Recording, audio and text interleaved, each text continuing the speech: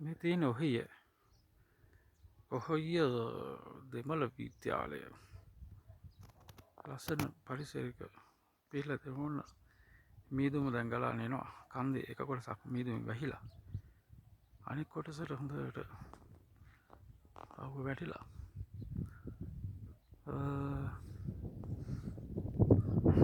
මෙතන විශේෂත්වය තමයි පේන කන්ද මධ්‍යම පළාතට අයිති.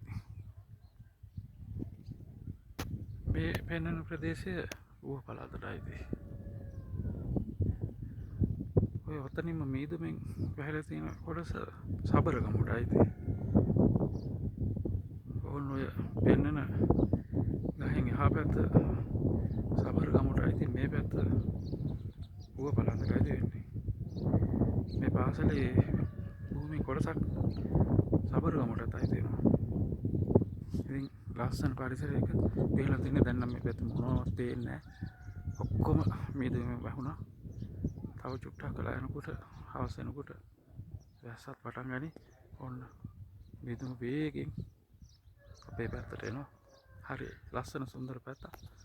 ඔහි ස්ටේෂන් එකෙන් ඉඳන් ටිකක් දුර එන්න ඕනේ. චූටි දුෂ්කර බවක් තියෙනවා. එනකොට හොඳ පැත්තක් આવොත් මේ පැත්තට ඇවිල්ලා යන්න.